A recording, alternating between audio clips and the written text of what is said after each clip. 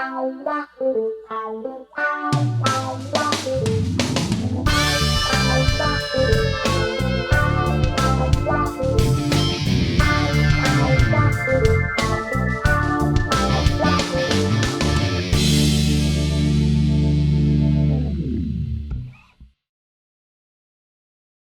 little bit about Tails. You know, there was some strong creative differences during the making of the record, and to say the Yeah. least. And I talked to John a little bit about it, and he kind of bounced over it, and as John would, and talked a little bit more about kind of the way that the tapes were driven off and fell off the roof of the car, and some of these stories. What were your feelings, Rick, about that period of the career and everything that was going on at that moment? And what Well, came out of it is that beautiful record. the Tales, um, it was a period of time in the band where things were black and white. There was no grey areas. It was black and white. Right. You either loved something or you hated it. Hmm. The thing with Tales from Topographic Oceans was, and I've said this, John and I have discussed it numerous occasions, Right. is that if CDs had been available back then, there wouldn't have been a problem. Because the problem was, because we were going to do four sides, four pieces, when we actually wrote them initially and put them together, I think one was about 8 minutes long, one was 15, one was 18, and one was like 12. So you can't put an 8-minute piece on one side. So what we had a choice of doing two things: either shortening some of the others and get it all onto one album, or making more music to make it a double album. The thing was, we were very unprepared for that, and the additional music was very much padding. It was just sort of busking in the studio. And, oh yeah, we'll use that. That'll work. Throw that on, and putting that as part of the pieces. That to me wasn't how Yes worked. We thought things through, the structure and the whole thing.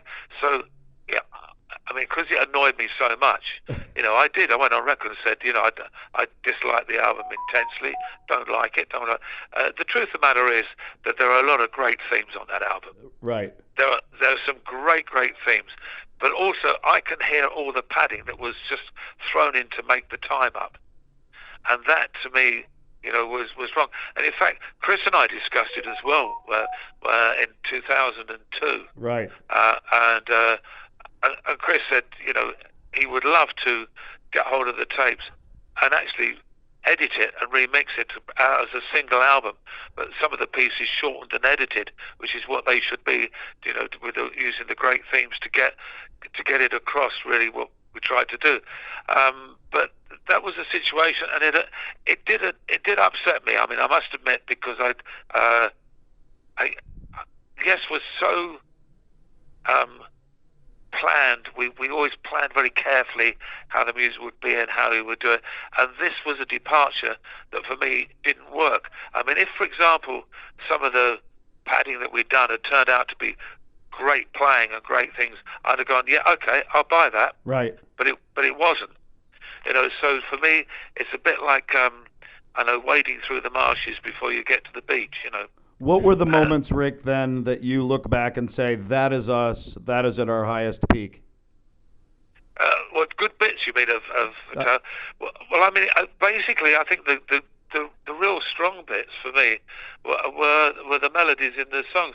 The Somme du Soleil it's just a lovely song, and what we really should have done, in my view, is gone back to rehearsals and looked at that song and said, okay, let's do what we used to do with like the Close to the Edge album and Fragile album, which we've got that as the song. Let's build a piece of music around it, using the theme for other things and bits and pieces and different ways of playing it. Because I think there was there's a great 8-9 minute song to be made from Nous Sommes du Soleil. Right. But we were under a time constraint. We had to get the album finished because we were booked out on tour.